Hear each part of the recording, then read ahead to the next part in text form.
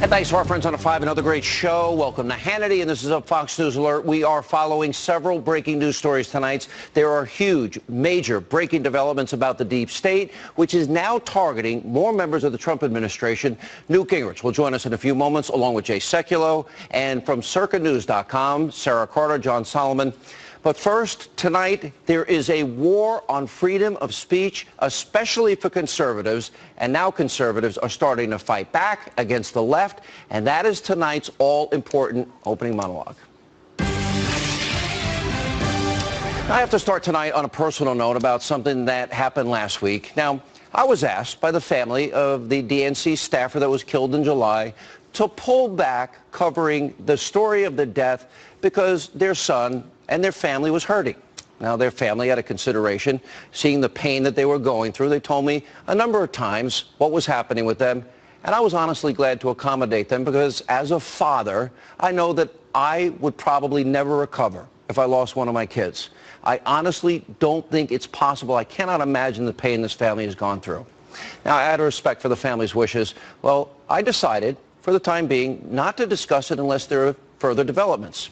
But I also promised you, my audience, my loyal audience, that I will not stop investigating. I will not stop asking questions. And at a very high level, the bottom line here is the family wants the truth, and I think the country deserves the truth because this impacts so much of what the narrative in this country is now about, which is the left and their conspiracy theory. Now, I can report I am making progress. We will have a lot more coming probably sooner than later. And I want to address this because, well, I have now been labeled by liberals, members of the Destroy Trump media, a conspiracy theorist.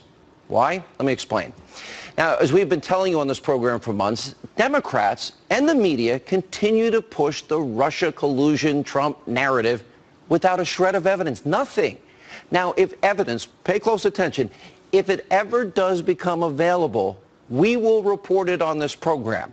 However, just this past weekend, former Obama Director of National Intelligence James Clapper said he never saw a smoking gun or smoking gun evidence that collusion with the Trump campaign and Russia ever existed. Listen in his own words. I have to say that without specifically affirming or confirming these conversations, since even though they're in the public realm, they're still classified.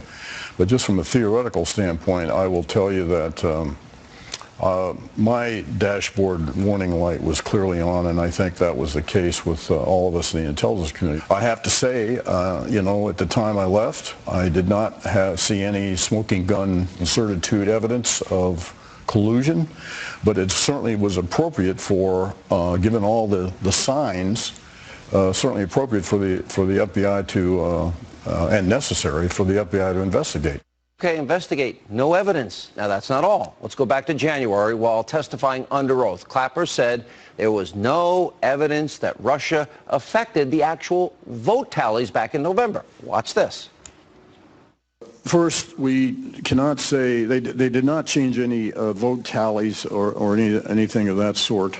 Yeah, I'm just talking. We have no way of gauging the impact that certainly the intelligence community can't gauge the impact it had on choices the electorate made. Wow. Also back in March, during an interview, Meet the Press, Clapper again said he had not seen any evidence of Russian collusion. Watch this. We did not include any evidence in our report, and I say our, that's NSA, FBI, and CIA with my office, the Director of National Intelligence, that had anything, that had any reflection of collusion between members of the Trump campaign and the Russians. There was no evidence of that included in our report. I understand that, but does it exist? Not to my knowledge. Not to my knowledge. And Democratic lawmakers, they've also admitted, even as late as last week, they've seen no evidence of collusion whatsoever. Take a look at this. The last time we spoke, Senator, I asked you if you had actually seen evidence of collusion between the Trump campaign and the Russians, and you said to me, and I'm quoting you now, you said, not at this time. Has anything changed since we spoke last?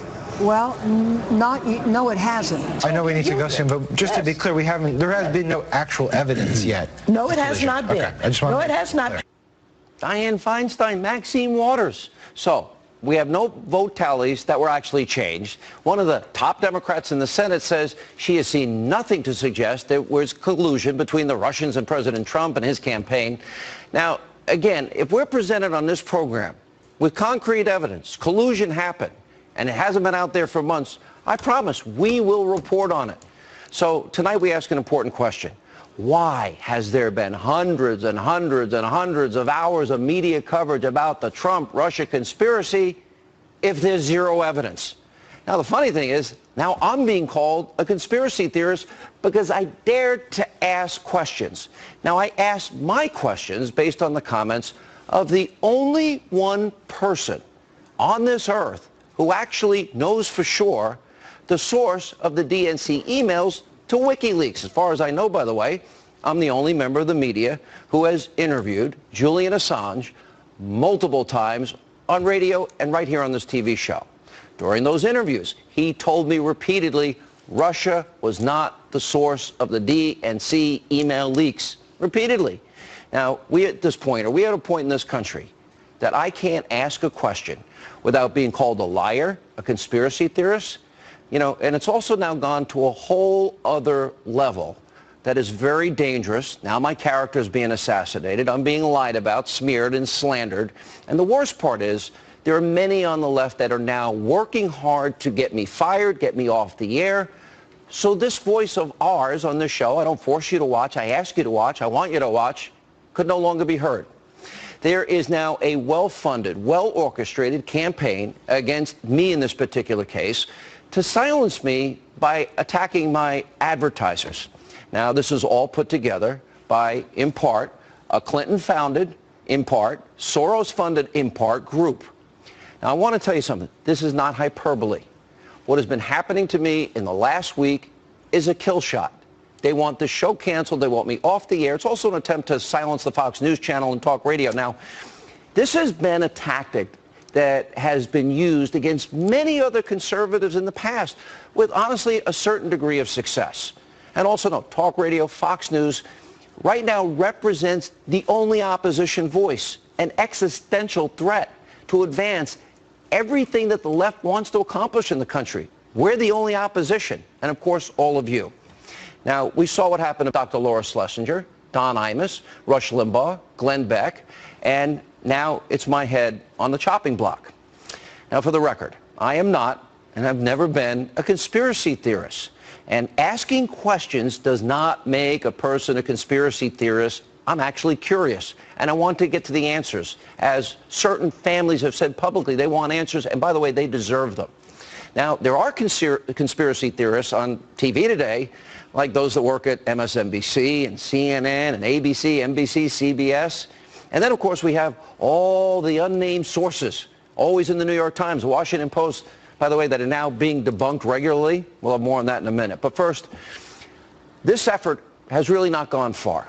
And the reason is all of you out there in this audience, you have shown me all of your support, and it has been extremely humbling. And because of you, now one of my advertisers, USAA, has come back on the show because you stood up for me, free speech in this program. You spoke out. Your voices have been heard. I'm beyond thankful. I'm beyond appreciative. I'm beyond humbled. And I want to thank all of these advertisers for sticking with us. The vast, overwhelming majority that did. Only a few didn't. And as I said many times on the show, I am against boycotts because it's only an effort to silence speech that other people don't like. I said, if you don't like someone on TV, on radio, like, for example, Stephen Colbert, Bill Maher, and the horrific, crude, vile things they've said, you can turn the on and off switch off. You can change the dial. And the same goes with primetime conspiracy cable TV that is now like 24/7. But this Clinton Soros group that is now going after me, they have been listing every one of my advertisers. Now, they're saying it's not a boycott. Ostensibly, that's not really true in my opinion. Now, it's gotten to the point where freedom of speech in this country and the continuation of voices like mine here on the Fox News channel and on talk radio as we know it as is in real jeopardy. There's a real risk here. And that brings us to where we are today. My next two guests, Brian Maloney and Melanie Morgan, have come up with a new group to finally fight back and combat all these attacks to silence conservatives. In the past, there's not one, conservatives have never fought back. Now they're calling it the Media Equality Project. They've started an operation which they call Fight Fire with Fire, and they're calling for people to, quote, stop the conservative scalping, stop the scalpings. And they're not, by the way, they're not calling for a boycott. They're just doing what the Clinton Soros group is doing. They are calling for the left in the country that say they're so for free speech to stop trying to silence conservatives. Now, Brian Maloney earlier today published an article entitled, "While Hannity Remains Under Fire, Left-Wing Counterpart Rachel Maddow Escapes Scrutiny." Now, this report details the extensive history of the MSNBC host, Rachel Maddow. Frankly, it's funny, I didn't know about them, floating the most bizarre conspiracy theories, frankly, I've ever heard. Now, they're doing the same thing now to Maddow that this left-wing Soros-Clinton group, who's allegedly not calling for a boycott, is doing against me. This new group has listed the advertisers. They're not calling for a boycott, and they are pointing out some of the most bizarre, conspiratorial, controversial things that have been said by Rachel Maddow. For example, let's start with a few headlines, courtesy of Newsbusters. Quote, Maddow, Trump speech sees immigrants as vicious, murdering criminals. And then watch this. It will be a notable thing that the president spent a big portion of what was, in effect, a State of the Union trying to, tell the country what vicious, murdering criminals immigrants are.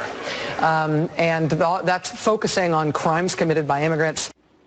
No, he actually said some. And Maddow, Trump's speech could be a gateway drug for the KKK becoming mainstream in the GOP. Really? A lot of people who I think are critical of Donald Trump generally look at praise like that from somebody like Donald Duke and wonder if he is a gateway drug, if there is something beyond Donald Trump himself that means a much greater transformation of the Republican Party into something that is going to be new to mainstream politics. But there's a lot more. Back in 2011, Maddow tried to explain away then Congressman, this is actually one of my favorite, Anthony Weiner's graphic, lewd tweet. Watch this. If the congressman was hacked, as he said he was, if he was pranked, how would that work? How could a person do that? What would that look like? The Daily Kos writer looks at the image of the congressman's Twitter account more closely, and judging from the pixelization of the images and some other visual clues, he concludes that the damage was a composite, saved a number of times, indicating it had been photoshopped. For a theory with fewer steps, a number of other blogs have different versions of a theory of a potential hacking that looks at the information embedded in this controversial picture. A third, but by no means final theory, has to do with the photo sharing service that I was talking about earlier, YFrog. It's not all that hard to generate a program that would try every possible combination using your Twitter name until you got the right email address to use this service to post pictures. Now, hacking can occur, not this time. Then in 2013, in order to mitigate the role that radical Islam played in the Boston Marathon bombing, Maddow introduced several kind of bizarre conspiracy theories in this rather strange rant. Watch this. Pick your poison, right? I mean, it's the Protocols of the Elders of Zion, which Tamerlan Tsarnaev also apparently had a nice copy of. It's the Protocols of Zion, or it's 9/11 truth, or it's what Anwar al-Awlaki sold to Nidal Malik Hassan, who's now using that argument in his own defense down at Fort Bragg. It's the Boston bombing was really carried out by the government, and 9/11 was really carried out by the government, and Waco and false flags and all the rest, right? Pick your poison. There's always been an appeal to this necrotizing conspiracy theory radicalism. Now, of course, there was also that time that Maddow theorized that Republicans may be pushing assassinations as an actual political tactic. Wow, watch this.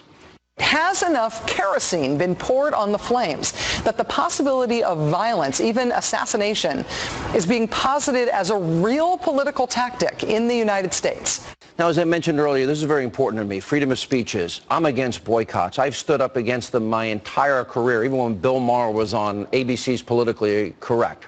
I applaud the fact that our next guests say, Okay, if the left stops, they will stop. If the left starts to live up to their standard of freedom of speech, every voice should be heard, and the viewers get to decide. Now, I got to tell you, I didn't notice one single liberal cable host. By the way, Lanny Davis was the only one that stood up for me. One liberal cable host that said, let Hannity say what he wants. Leave him alone. Just like I defended, I would not be a part of a Stephen Colbert boycott or a Bill Maher boycott or any of these other show boycotts. You know, so maybe it's time. Let's stop the liberal fascism. Let's stand on the principle of freedom of speech. Brian Maloney, Melanie Morgan join us tonight. Thank you both for being with us. By the way, I was blown away on a personal level. I've known you guys for a long time. Unbeknownst to me, I guess back a month or so ago, you guys said stand with Sean. I didn't even know you were doing it. Melanie, tell us how this came about, and I remember contacting you at the time, thanking you, because I've kind of been under fire for a while now. It gets a little lonely sometimes there. It sure does, Sean, and thank you so much for having both Brian and I on the program. I wish we were meeting under different circumstances, but I have to tell you that I really consider what's happening with you to be an epic fight of proportions, monumental proportions. It's really a simple choice between good and evil. Do we want to stand with people like Media Matters for America that go after and ruthlessly defame you and slander you and others in our business, as well as ordinary people who might just be wanting to express a conservative opinion on Facebook or Twitter, but are shouted down and silenced in character assassination? I tell you, it's a very disturbing time right now, and I just want to let you know that we have been working on this, connecting the dots to what's been happening to the George Soros and Hillary Clinton funded foundation. Since April 26, Brian and I went back over our books and went, wait a minute, you know, this has been going on for a long time. And yeah, you didn't know about it. Nobody's giving us any money to do this, but we are very upset because this has happened to me when I was a conservative talk show host here in San Francisco, where I am now. There was a boycott, and they tried to take us down. They tried to get us fired. They tried to throw us off the air, and I see the same thing happening here. And I said, never again. I'm just not going to allow it to happen. You know, when Maher suggested incest with the president and his daughter, and people wanted me to support a boycott or a campaign against him or the vile crap that Colbert spewed, I said no, and I tweeted it out. Just to be clear here, Brian, this is not a boycott. You're doing what the Soros Clinton group is doing to me. Exactly the same, almost the same words, right? Well, that's exactly right, Sean. And essentially what we're doing is we're giving them a taste of their own medicine. We're not trying to kick everybody off the air that we don't agree with. Otherwise, there'll be nobody left on the airwaves. But conservatives have not fought back in the past, and Melanie and I just decided that we'd had enough, and your show is the one that absolutely has to be defended. If we let this go, I think the left will realize they can win virtually any battle. I think this is the year where conservatives realized, what are we doing sitting back for? This is ridiculous. So we've had an unbelievable outpouring of support from thousands and thousands of people. I am blown away by it, actually. I couldn't believe what I was seeing today. I just couldn't believe the impact you guys had. Well, in social media, it's been millions of people today.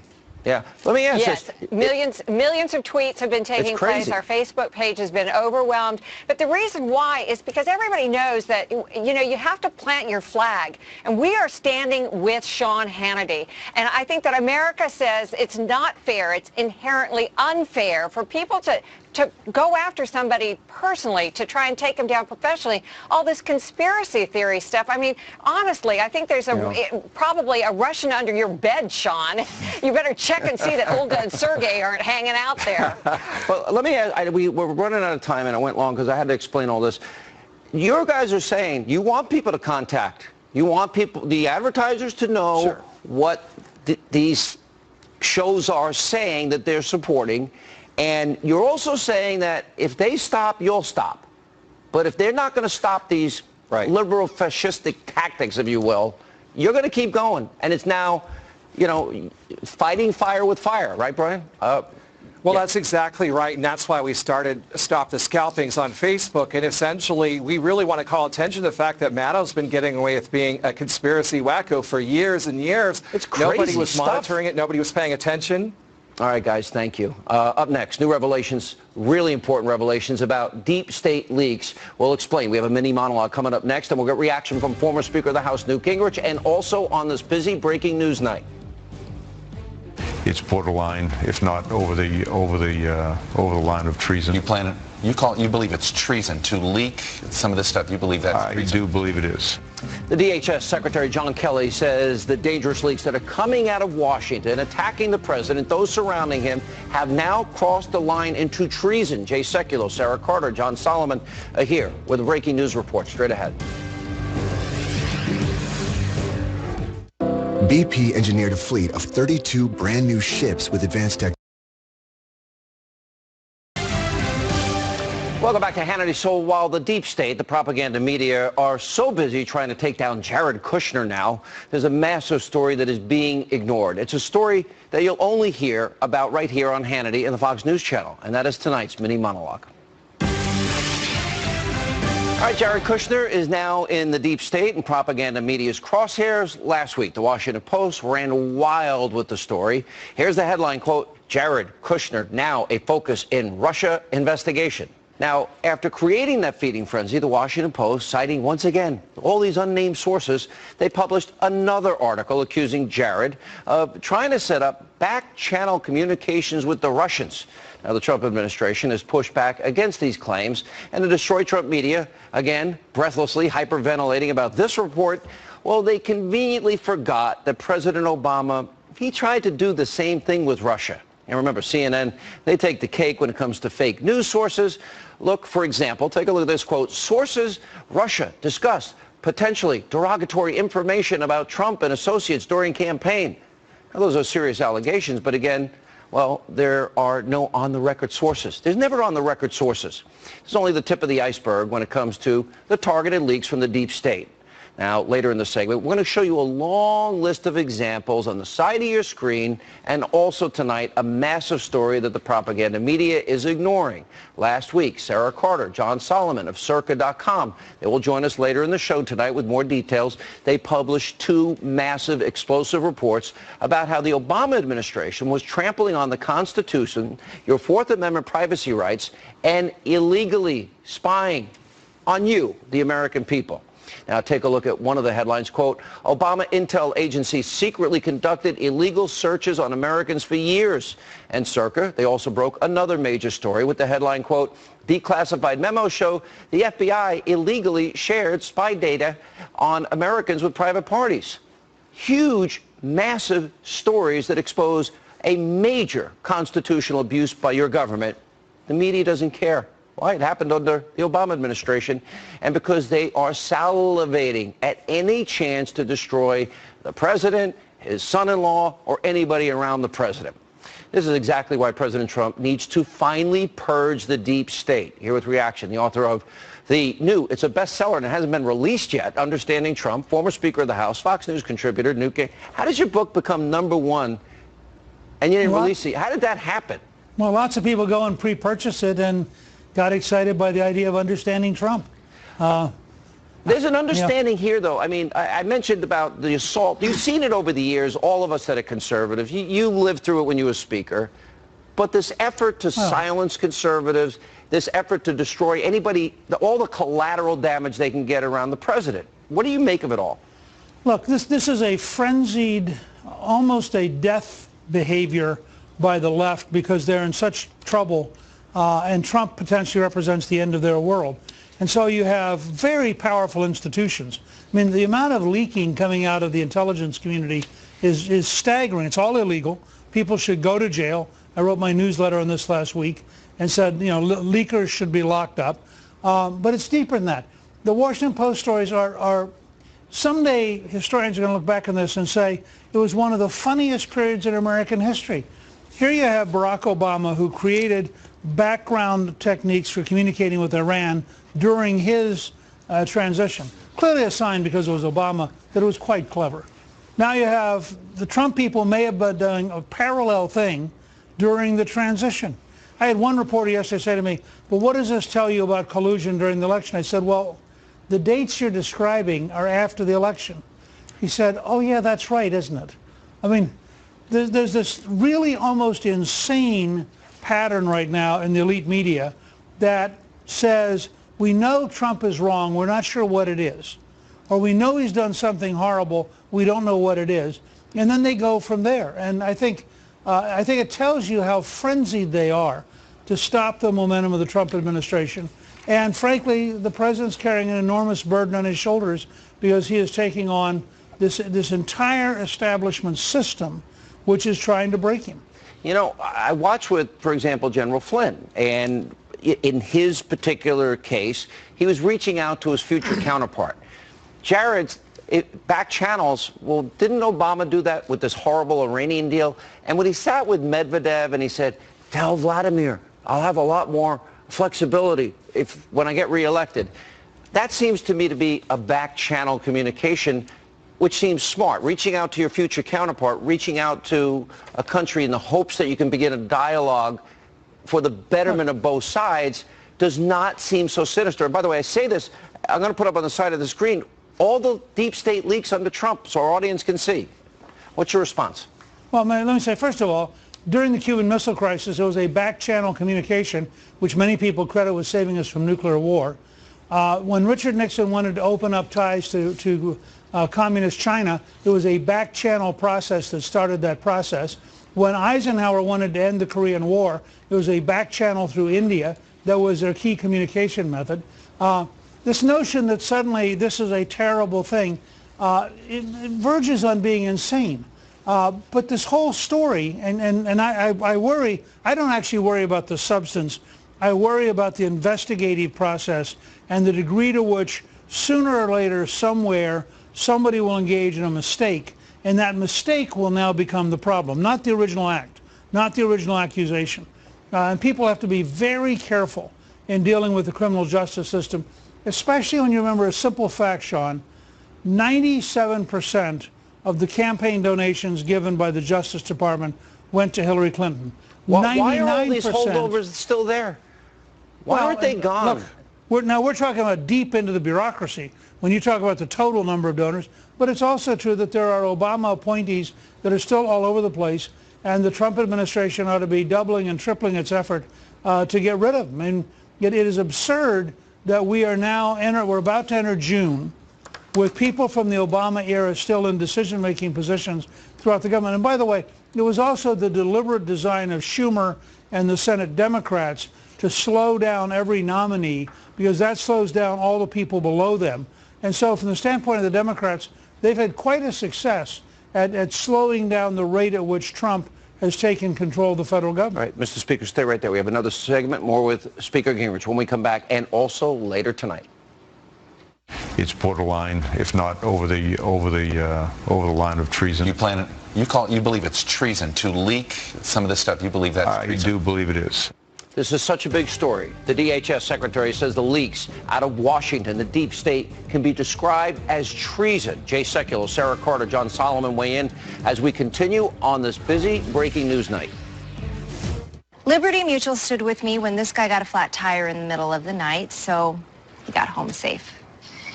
Yeah, my dad says their insurance doesn't have that. What? You can leave worry behind when Liberty stands with you. Liberty Mutual Insurance. After 20 years of marriage, I got divorced, opened up my dream business, and I'm really ready for the next adventure. Hi, nice to meet you. Join the thousands getting back out there on the fastest growing dating site for people over 50. Start for free today at OurTime.com. I need new struts for my 2010 Chevy. Let me... Okay. Awkward.